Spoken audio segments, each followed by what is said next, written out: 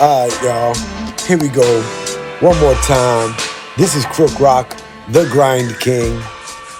And this is Krook Rock Stories, episode 5. This episode, we're going to explore another side, the other side. You know, one day you're enemies, next thing you know, you're homies. How does that happen? There's a few ways it happens, So I got a few tales about it. And I'm going to start with one that, see, at this point in my life, here I am in maximum security. I'm charged with murder. I got to do this violation time and wait about 1.5 years before I could get out on bail. So the lawyer's just going to keep postponing the case. So here I am, just got to maximum security. Same day I got there, I got robbed. I left some shit in my cell, exposed. And there's cats that are the porters, the guys that could roam around, while everybody might have to be outside or they're in their cell or whatever. There's the guys that could roam around, what I'm saying? Because they be cleaning and doing different shit, you know what I mean? So sure enough, I ain't no realness like that, you know what I'm saying? Put my cigarettes and some Tylenols or something on the little, I seen a little shelf. I'm like, oh, I guess this is my shelf to put my little things on. Okay. You know what I'm saying? I put my cigarettes and my other stuff on the shelf. Went out to I don't know what I went out to do. It could have been chow time. It could have been whatever. You know what I'm saying? Came back to the room and my joints was missing. Yeah, I don't smoke cigarettes, by the way. I ain't smoked cigarettes since that bid. When I got out from that bid, I vowed I was going to quit before I got out because my whole point was to better myself, to change my ways, to continue to be more refined. And I thought cigarettes was disgusting. But I was such a weed head that I needed to smoke something. You know what I'm saying? But I only smoked like 2 cigarettes, 3 a day, 4, 5. Depending on the day, you know how it go. But so here I am. I'm in my new cell in maximum security. I'm on the bottom floor. And right next door to me is a homie. I met the homie. Can't even tell you his name.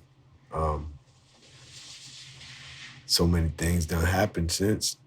But so the homie was next door, and we see each other every day because we got to line up for chow. He's always in front of me. Whenever we go to chow, he's always in front of me. That's just, the way we lined up. You know what I'm saying? You come out of your cell in the line and you walk down, you know what I'm saying? So he was right next door. So so we would walk together, we'd talk, you know what I mean? He knew I was a rapper, a hip hop head, you know what I'm saying? We used to talk about that. And we just getting to know each other. We cool, we friends, more or less, like, respect. We respect each other. We have conversations, you know what I'm saying? Everything is cool. So as time goes by, we continue to get to know each other, ask questions. It'd be like at night, you know what I'm saying? We in our cells at 8 p.m. So, there's a lot of hours that you're in the cell just sitting there. If you ain't got a TV, all you can do is like read something or write, draw, you know what I'm saying? Or talk to your neighbor if your neighbor is cool, you know what I mean? So he would ask me to kick some rhymes. He'd be like, let me hear something. You wrote something? Let me hear something. You know what I'm saying? I'll kick some rhymes. He always showed me love. He always loved everything that I was spitting. always told me I was dope, you know what I'm saying? And it was mad encouraging. And he also put me on to like, you know, um, how there was pork in the soap, and I didn't know that, you know what I'm saying? Um, so I started building with the Muslim brothers, and I guess he took on the Muslim religion as well, you know what I'm saying? So building with him, he taught me about the pork being in the soap and different products that was no good, hair products and all kind of stuff like that. And this was 1997. It was like November '97, something like that, or August, October. It was the fall. It was definitely was the fall and the winter because I spent Thanksgiving, New Year's, and Christmas 7 in a row locked up. I guess that's what made it easy for me to boycott all holidays. But anyway, so as we're getting to know each other, one day the homie's telling me about his case and what happened with him. Come to find out, he's actually dude that killed one of my homies at a house party that my other homie was DJing. And that was actually the last house party that any of us ever did. We completely just stopped doing the house parties. We like, nah, this is just getting too wild. Cats is getting violent. There's fights. Now there's deaths.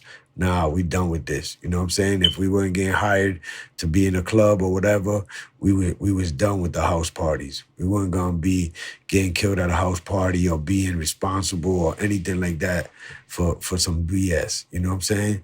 So it just happened to be him that murdered my boy Douglas, who was a rapper also. Young cat, you know what I'm saying? We used to go link up at my boy Mafioso's crib.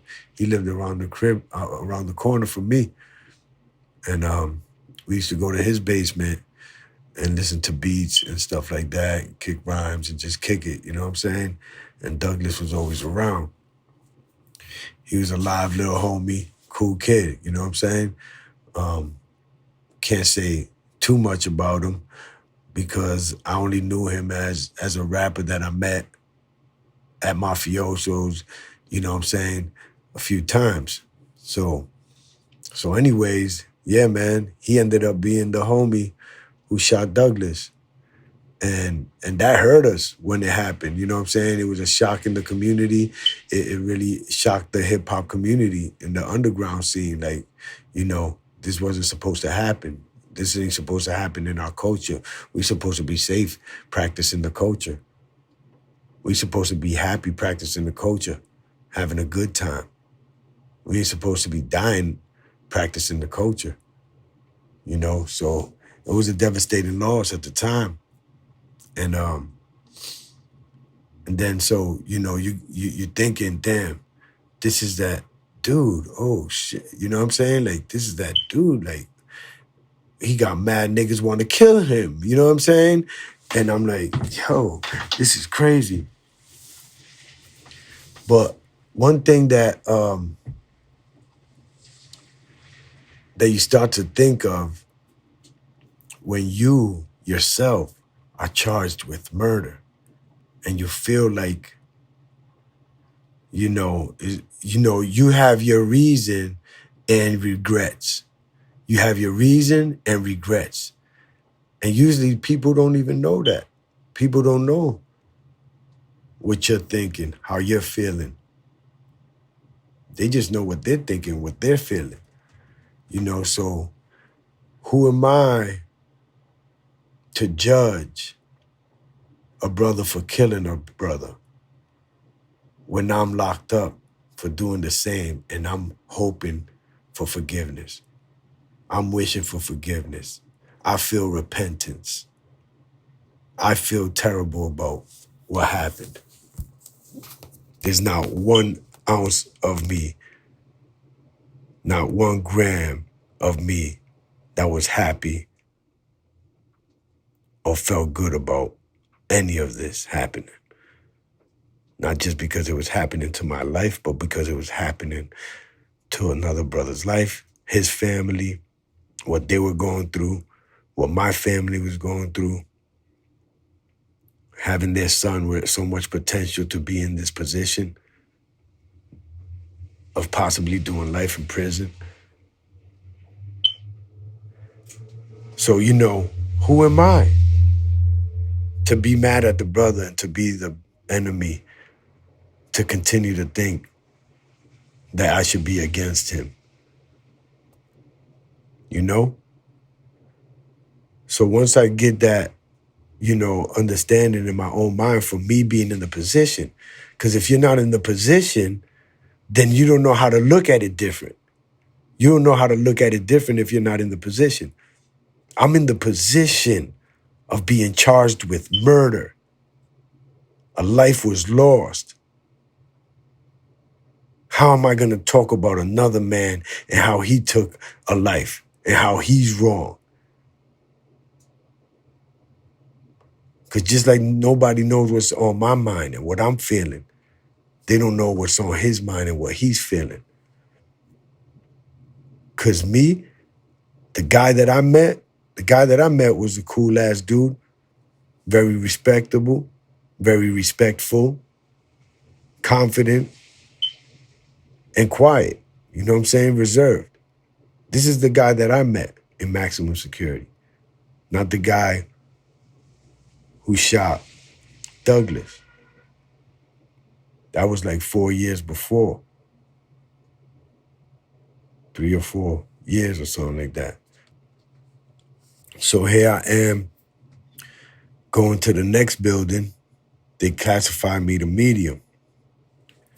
So I'm going to medium security now. Now I'm in medium security, and there's 2 brothers in there that killed a family member of mine. And them 2 end up becoming my friends. And I'm meeting them. I'm seeing them.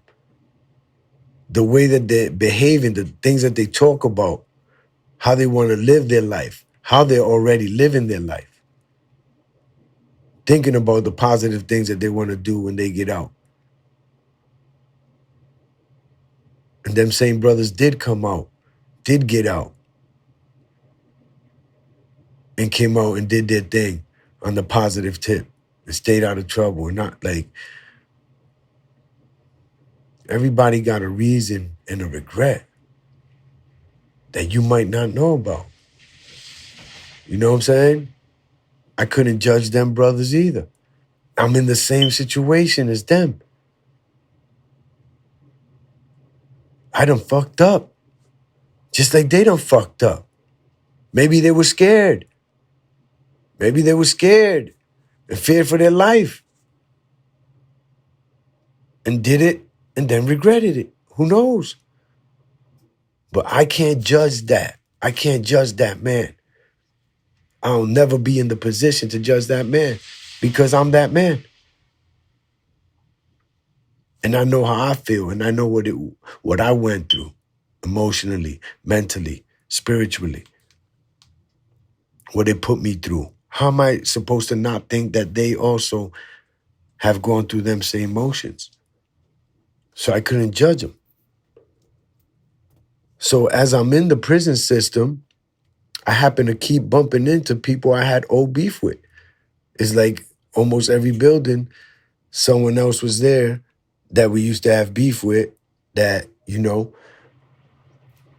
come to me on some peaceful shit like Krook, you know what I'm saying? I know what happened back in the days, whatever, you know what I'm saying? What's up? Are we good? Is this still on? Like, you know what I'm saying?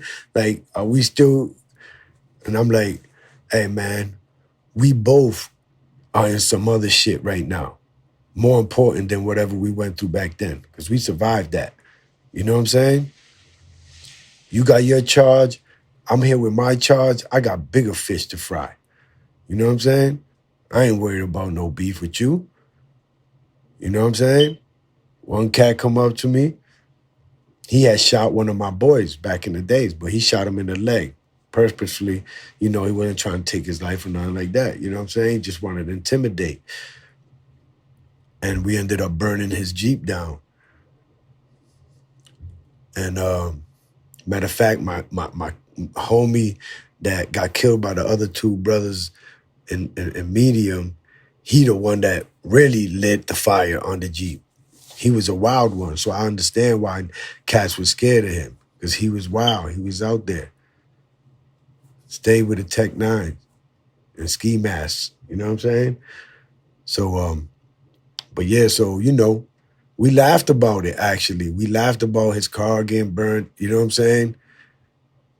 The homie getting shot in the leg, whatever. You know what I'm saying? Like, we kind of laughed about it, and we became cool, and we became friends, and we respected each other during our prison sentence and after. You know what I'm saying?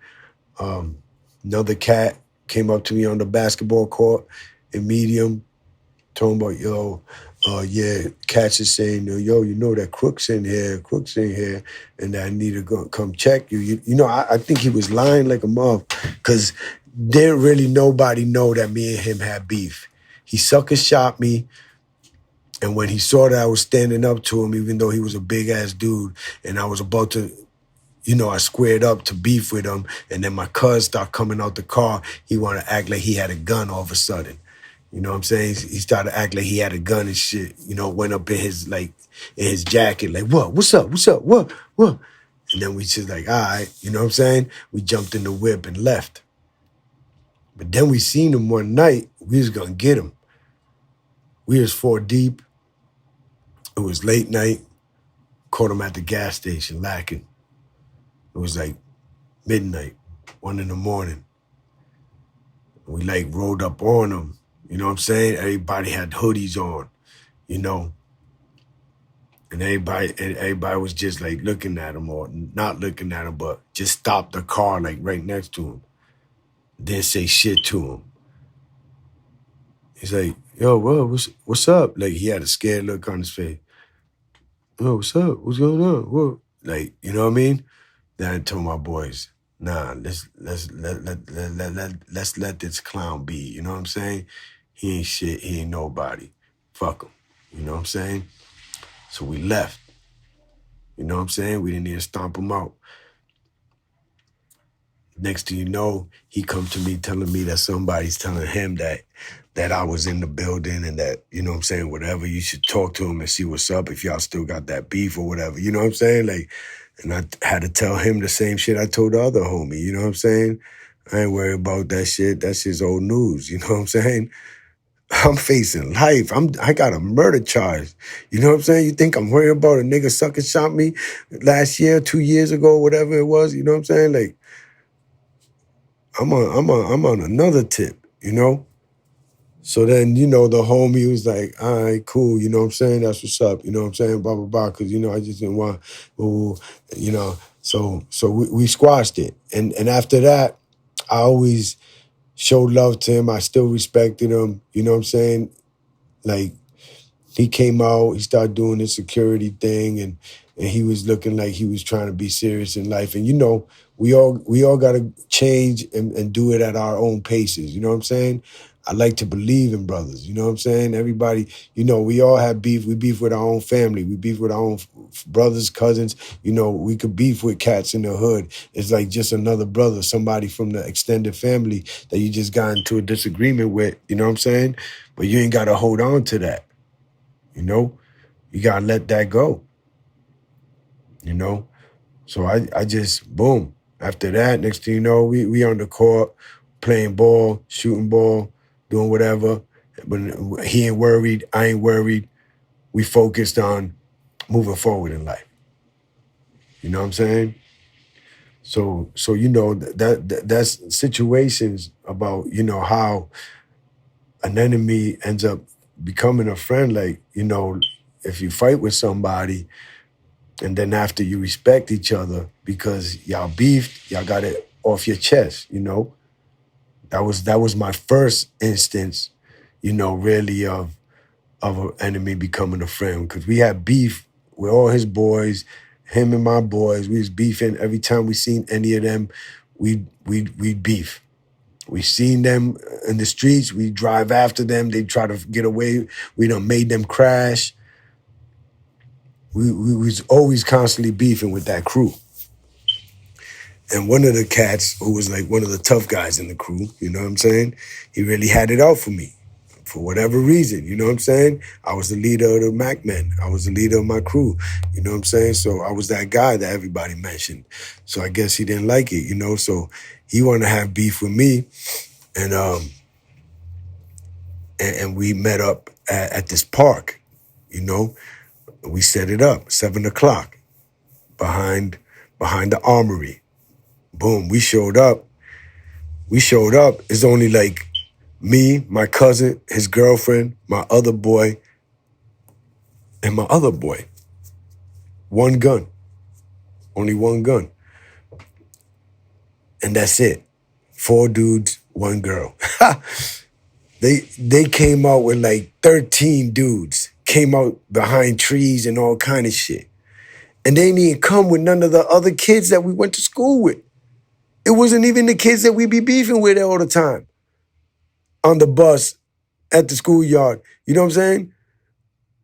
It's all old cats that ain't even in high school no more. All type of cats. Now the kid's father was like a private detective or something like that. And he was there too. His pops came to the beef too. His pops was coaching him. You know, this kid couldn't touch me. I was a fresh martial artist, you know what I'm saying, with the kickboxing skills. I was just destroying him. Kicked him in the chest once, just because it was so open. Whap! Wow, that was easy. You know what I'm saying? Then I just pop, pop, pop.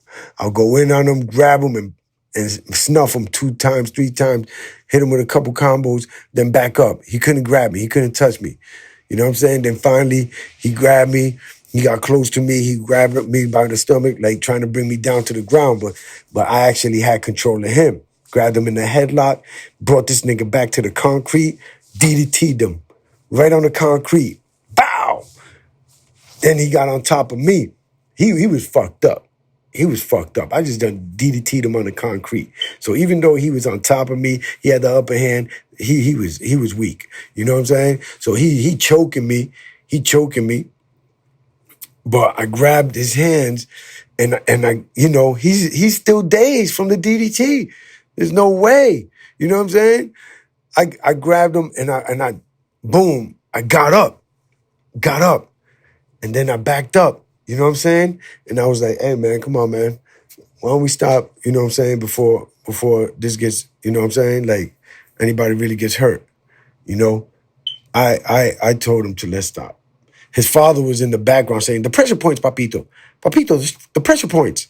We used to joke about that shit every day after that. But anyway, so we ended up taking a walk to just square our differences. His father gave him the okay, like, yeah, do that. You know what I'm saying? Like, go ahead, take a walk. You know what I'm saying? And as soon as we start walking, my cousin started fighting with the other homie that he jacked up on the bus like a week or 2 ago. So then they get on it round 2, you know what I'm saying? But their homie ended up, you know, getting the better of my cuz, you know what I'm saying? But at least, again, they got it over with. They got it done.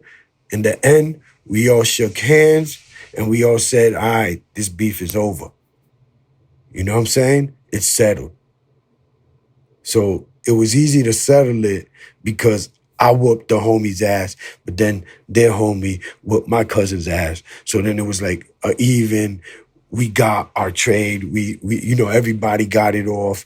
That's it. We're done, okay?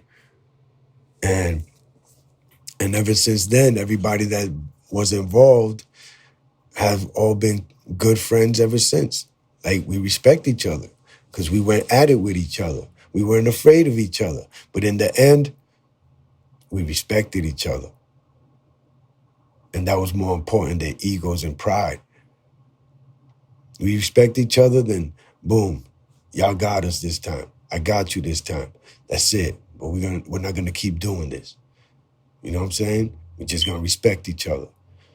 And that's what it is, man. You know, don't be out there having enemies and keeping them as enemies. You don't know what that person is going through. You don't know what he went through in 1 week. You don't know what he went through in 1 month, 1 year. Don't be holding grudges. That grudge is gone. Let that go. You know? Keep yourself in a safe zone.